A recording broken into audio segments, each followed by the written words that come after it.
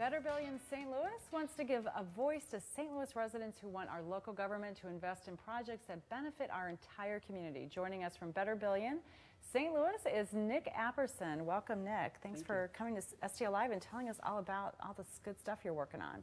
So tell us about Better Billion and how'd you come up with that name? Well, actually, I didn't come up with the name. The name came from a meeting I called at my house to talk about how we could empower more citizens to come up with alternative ideas versus the Rams Stadium, which I think we all know how that one turned out. Right. So it was, I can't remember the guy's name that came up with the name, but it was at that house meeting. Okay, so let's talk about that meeting. So that's where the seed of this whole idea started. So you called a meeting at your home, and you're a city resident, have been for many years. And what propelled you to have this meeting, and who'd you invite?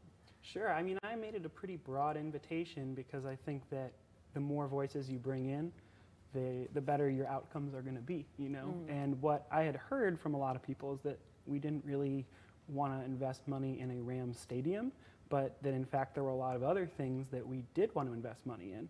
So we brought together that group of people to make sure that we got some of those ideas out there into the world, and so that people wouldn't see it's a stadium or it's nothing. Well, no, actually it's a stadium, or it's, you know, mass transit, or helping people that, you know, don't have food, or whatever it is that is important to people. So the idea came from maybe anger or maybe interest in the fact that there are people investing, ready to invest in our city, and how do we funnel those funds into things that maybe appeal to a broader majority. Is that correct? That's absolutely right. Okay. All right. So you started this meeting, you had the meeting, and how long ago was that? Oh, that would have been over a year ago, and it was it was probably about an hour and a half, 2-hour meeting. We made some signs. We actually organized a protest as well. How many people attended this meeting? Oh, roughly? It was not very big, maybe 15, 20 people. Okay. Yeah. Yeah, but people that are activists and interested and want to see a difference in our city, all city residents. Yeah. Okay. So started with the meeting, had a protest. Okay, where was the protest? We went in front of City Hall and we burned money to symbolize that we felt that the stadium was in fact burning money. And from there, then we took the protest to the actual Board of Alders chamber.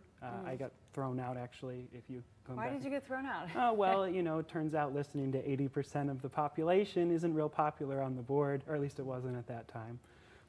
So, okay, so the perception was that your intent was not well received. It was definitely not well received, as evidenced by the handcuffs. Okay. Oh, okay. All right. So that kind of thrown out. Okay. So then what happened? Like, what made you? Did that spur you even more? Motivate you even more? Was that kind of wall that you felt come up? And how did you get around that? Because now you're talking to our city. You're people are listening to you. Absolutely. You know, and I think a lot of times people just need to know you have resolve. I'm a very privileged person. You know, I'm an executive at a prestigious company. I'm white, I'm well connected, fairly well spoken. I found myself having the same conversations over and over again with elected officials and other influential members of the city. I kept saying to them, hey, you know, it's great you're talking to me, but I'm not the voice for our city. The city is the voice for our city. And you need to talk to people that are part of the broader community.